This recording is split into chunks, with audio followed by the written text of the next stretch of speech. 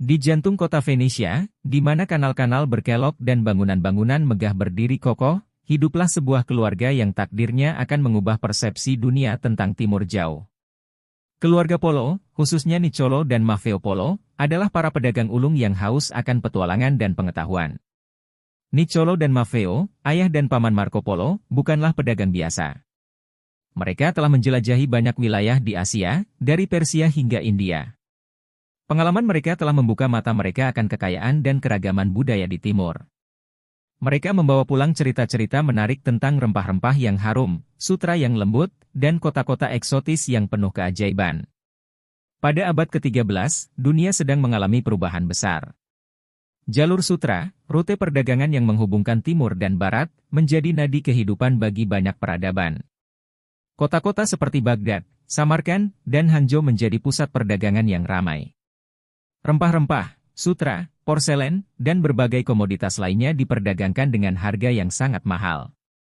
Di ujung timur jalur sutra, berdirilah Kekaisaran Mongol yang dipimpin oleh Kubilai Han, seorang pemimpin yang cerdas dan visioner. Kubilai Han berhasil menyatukan wilayah yang sangat luas, dari Tiongkok hingga Rusia. Ia sangat tertarik dengan budaya Barat dan ingin menjalin hubungan dengan negara-negara Eropa. Ketika Niccolò dan Maffeo kembali ke Venesia, mereka membawa cerita-cerita yang luar biasa tentang dunia timur. Berita tentang kekayaan dan keajaiban di sana menarik minat banyak orang, termasuk putra mereka, Marco Polo. Keingintahuan Marco yang besar mendorongnya untuk mengikuti jejak ayahnya dan pamannya. Dan begitulah petualangan Marco Polo dimulai. Seorang pemuda dari Venesia yang akan menjelajahi dunia, bertemu dengan kaisar yang agung, dan menulis buku yang akan menginspirasi generasi-generasi mendatang. Setelah berbulan-bulan mempersiapkan diri, Marco Polo muda, bersama ayahnya, Niccolò, dan pamannya, Maffeo, akhirnya meninggalkan Venesia. Mereka memulai perjalanan yang akan mengubah hidup mereka selamanya. Sebuah perjalanan darat yang panjang dan melelahkan menuju jantung Kekaisaran Mongol. Perjalanan mereka penuh dengan tantangan. Mereka harus melewati pegunungan yang menjulang tinggi, padang pasir yang tandus, dan hutan belantara yang lebat. Cuaca ekstrim, penyakit, dan serangan bandit menjadi ancaman yang terus-menerus mengintai. Namun, semangat petualangan mereka tidak pernah padam. Sepanjang perjalanan, mereka bertemu dengan berbagai macam orang dan budaya. Mereka belajar tentang rempah-rempah yang harum dari India, sutra yang indah dari Tiongkok, dan teknologi canggih dari Persia.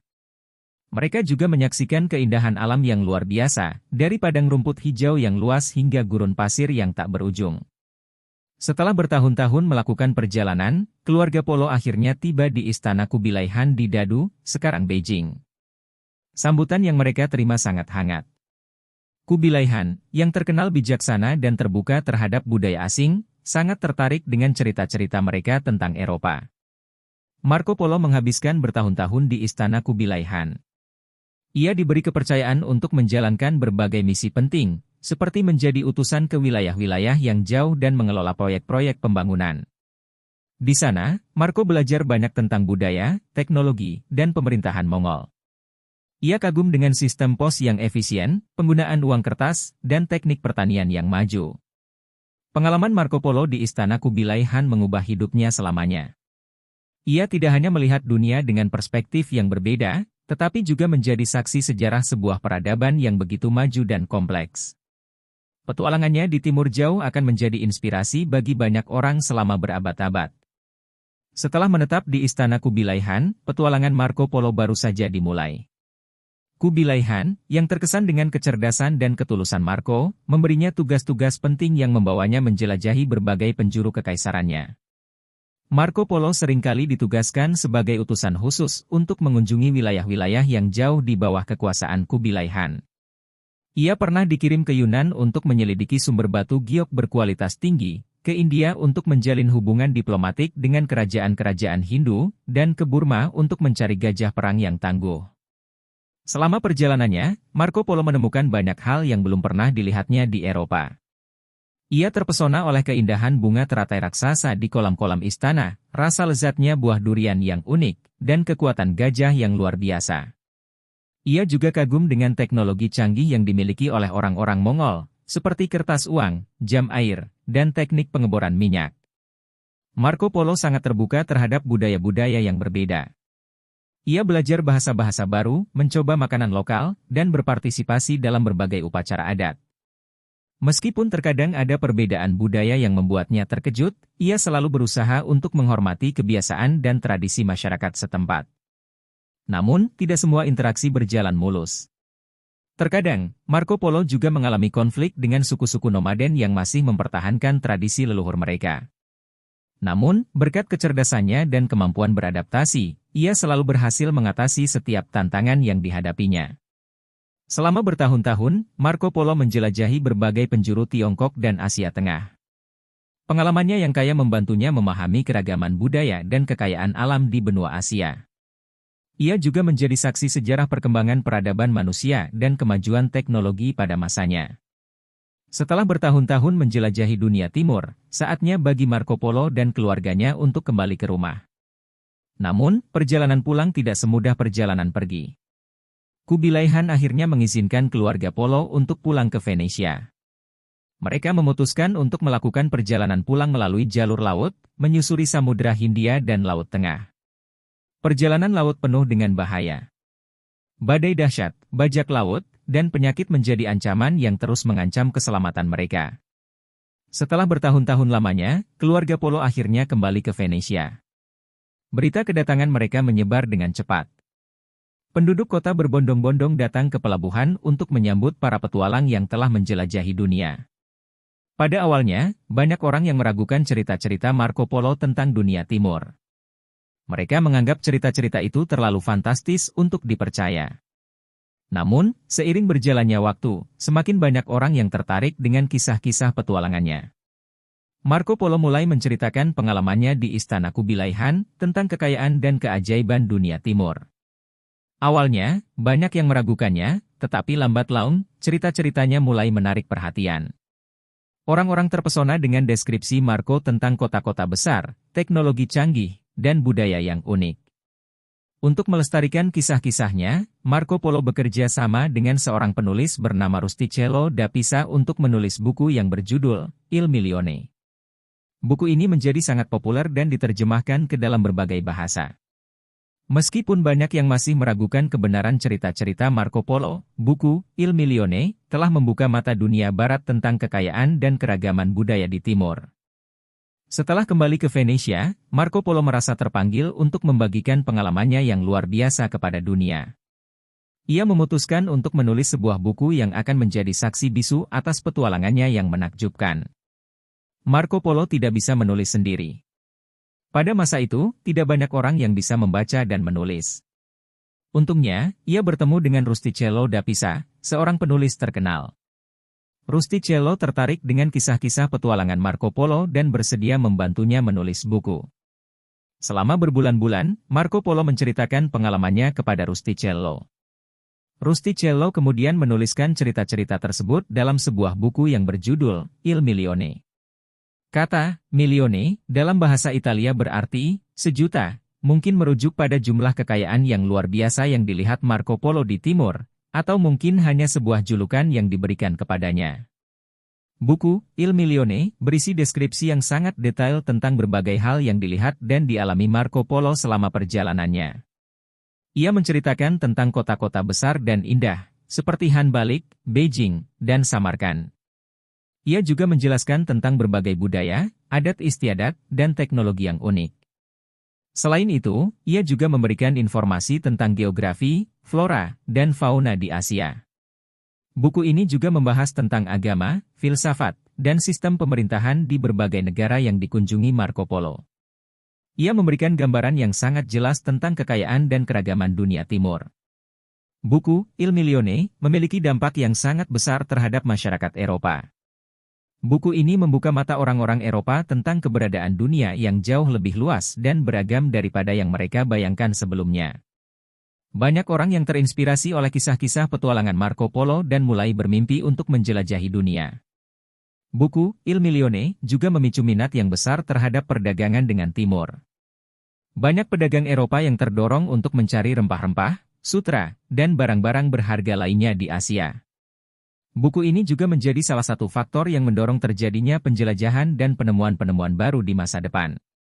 Meskipun banyak yang meragukan kebenaran beberapa cerita dalam buku Il Milione, buku ini tetap menjadi salah satu karya sastra perjalanan yang paling berpengaruh dalam sejarah. Marco Polo telah meninggalkan warisan yang abadi, yaitu semangat petualangan dan rasa ingin tahu yang tak terbatas. Selama berabad-abad, kisah petualangan Marco Polo telah memikat imajinasi banyak orang. Namun, di balik kepopulerannya, terdapat banyak pertanyaan dan perdebatan mengenai keaslian cerita-ceritanya.